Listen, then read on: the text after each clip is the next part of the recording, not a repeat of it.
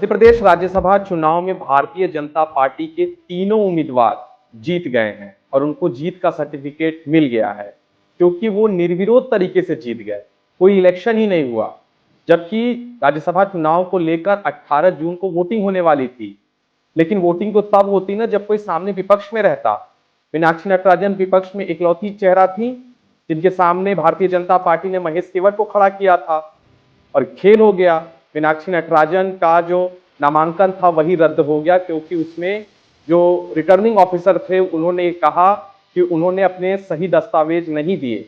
Bharatiya Janata party ने आरोप लगाया था कि मीनाक्षी नटराजन के ऊपर तेलंगाना में कोई केस है जिसको लेकर मीनाक्षी नटराजन ने अपने नामांकन पत्र में छिपाया था और रिटर्निंग ऑफिसर ने इसको सही पाया और मीनाक्षी नटराजन का नामांकन रद्द कर दिया।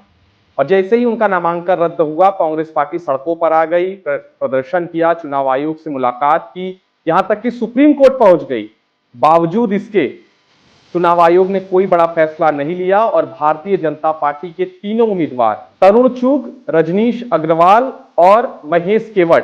तरुण चुग और रजनीश अग्रवाल को तो भारतीय जनता पार्टी ने पहले ही उम्मीदवार बना दिया था अपना, उनका जीतना तो तय था ही।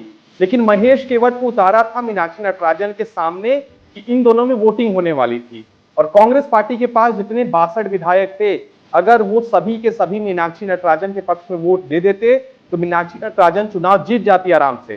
कांग्रेस पार्टी ने अपने विधायकों को लेकर कर्नाटका जा रही थी, प्लेन में थी। उसी बीच ये खबर आई कि मीनाक्षी नटराजन का नामांकन रद्द हो गया है। उसको लेकर दिल्ली से लेकर मध्य प्रदेश भोपाल तक पूरी की पूरी कांग्रेस पार्टी सड़कों पर आ गई, हंगामा हुआ, चुनाव आयोग के ऑफिस के बाहर धरना प्रदर्शन हुआ।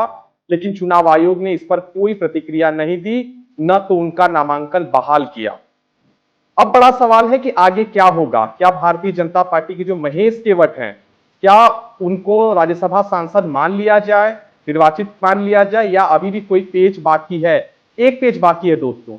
दरअसल कांग्रेस पार्टी के जो बड़े नेता भी हैं और वकील भी हैं, मनु सिंघवी, अभिषेक मनु सिंघवी, वो सुप्रीम कोर्ट के पास पहुंचे।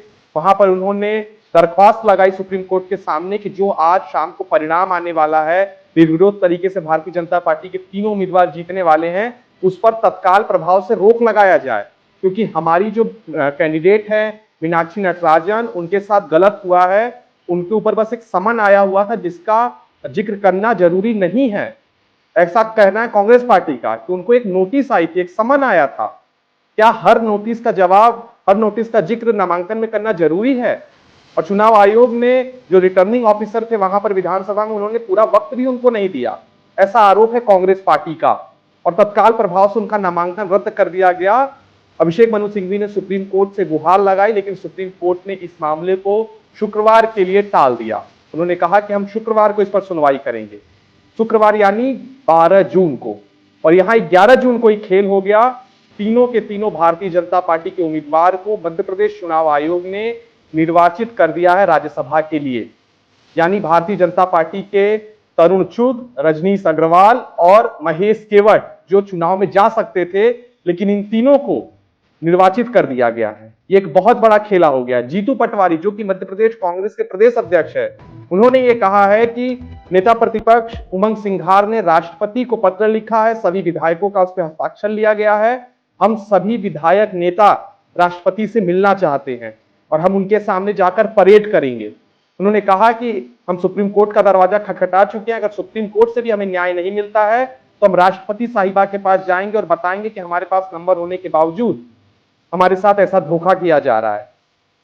कांग्रेस पार्टी लगातार वोट चोरी का जिक्र कर रही है कि चुनाव आयोग भारतीय जनता पार्टी के लिए काम कर रही है और हमको जानबूझकर हमारा नामांकन रद्द करवाया गया है। और पूरी कांग्रेस पार्टी एकजुट होकर मध्य प्रदेश में चुनाव आयोग के खिलाफ खड़ी है।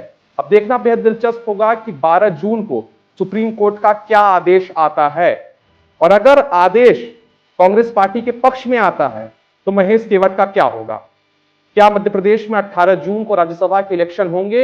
ये कल सुप्रीम कोर्ट में यानी 12 जून को सुप्रीम कोर्ट में तय होगा। वहीं अगर सुप्रीम कोर्ट जो इनका नामांकन रद्द हुआ है उसको सही मानता है, तब तो कोई बात ही नहीं, तो मामला ही खत्म हो जाता है। फिर ये राष्ट्रपति से मिले या किसी से मिले, कुछ नहीं होने वाला। क्या राष्ट्रपति इनको समय देंगी या नहीं देंगी, ये भी देखना बेहद दिलचस्प होगा। लेकिन आखिरी उम्मीद बची हुई है सुप्रीम कोर्ट में, जो कि 12 जून को उसका फैसला आएगा, इस पर सुनवाई होगी। अब देखना बेहद दिलचस्प है कि सुप्रीम कोर्ट इस पर क्या रुख अपनाता है। आप देख रहे थे तथ्यवाणी, मैं हूं आपके साथ किशन चौबे। अगर आपको हमारा ये वीडियो पसंद आया हो तो इस वीडियो को लाइक करें, शेयर करें और हमारे चैनल को सब्सक्राइब करें। बहुत बहुत शुक्रिया, धन्यवाद।